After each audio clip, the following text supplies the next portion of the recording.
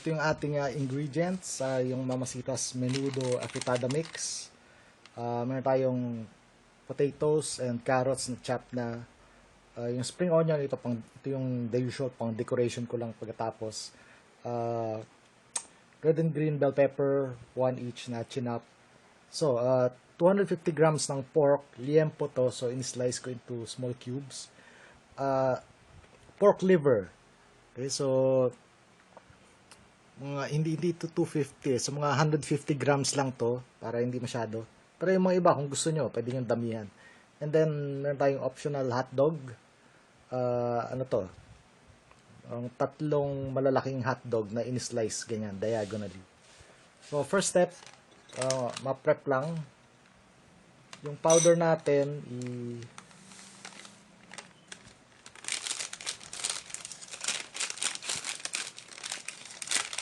Lalagay lang natin sa konting tubig. And then, imimix na natin dito. Para lang mas madali siyang ilagay mamaya pag niluto na natin. Yan. Hirap kasi mag-mix pagka ando na yung lahat ng ingredients.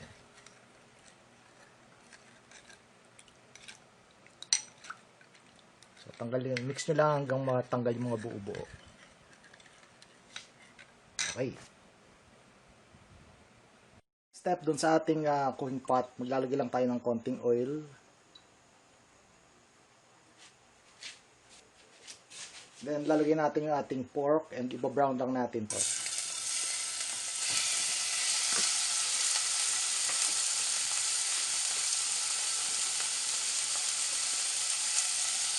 So ginagawa to, although pwedeng skip nyo na tong step na to, malaking tulong to na nag-improve yung texture ng pork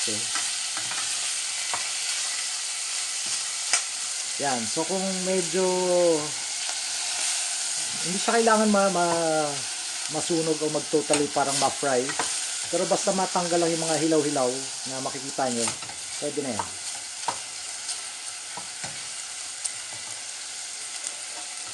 So yung next step, lagyan muna natin ng konting tubig.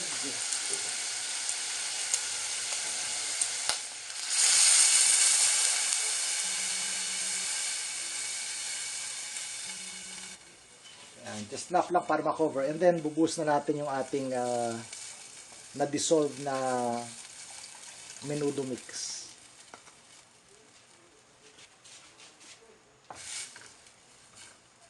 So, antayin natin kumulo. Pag kumulo na to, hinaan natin yung apoy, tapos isi-simmer lang natin for mga 30 minutes. So, ang ginagawa natin dito, pinapalambot lang natin yung baboy. So, ayan na, kumukulo na. So, hinaan lang natin yung apoy. And then, takpan natin. So, mga 30 minutes, balikan natin to. Pero bantayan nyo din, baka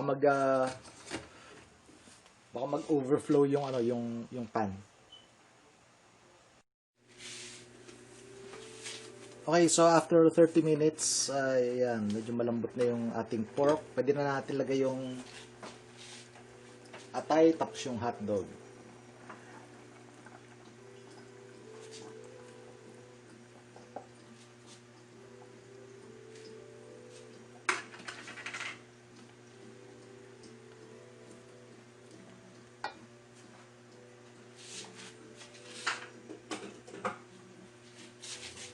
Okay, so pag mukhang medyo kulang pa yung ating sabaw, dahil lalagyan pa natin ng patatas ito mamaya pwedeng dagdagan natin ng tubig pa.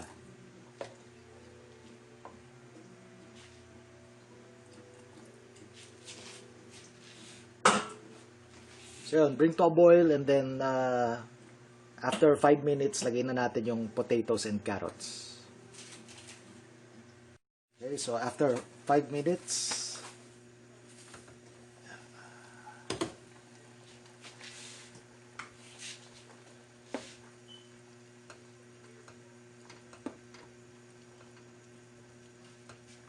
lagay na natin yung ating potatoes and carrots.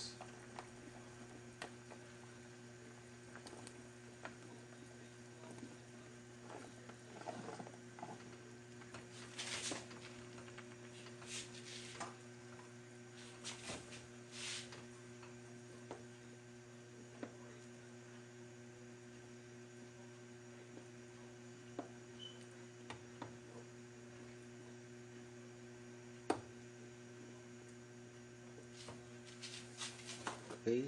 So, ganun uli. Bring to boil, simmer for 10 minutes pa. Okay, last step. Tingnan na lang natin yung ating red and green na bell pepper.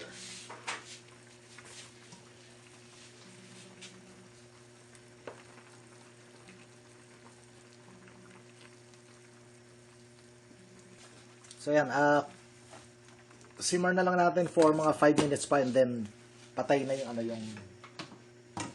patay na natin yung apoy, and then after mga 5 minutes, pwede na natin i-serve.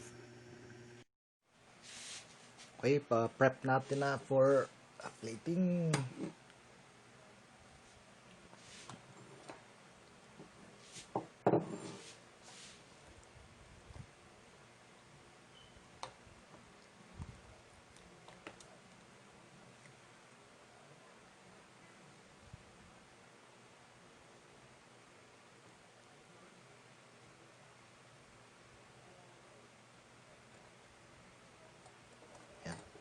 Okay na yan.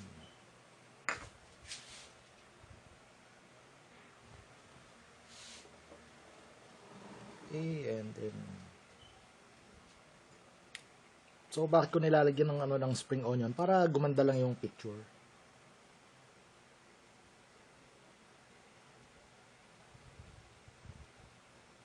Konting fresh na color lang siyang nakikita. Yeah. Pero neutral naman kasi, konti lang naman nilalagay natin, so hindi siya masyadong nakaka-affect dun sa flavor. Yan. Okay.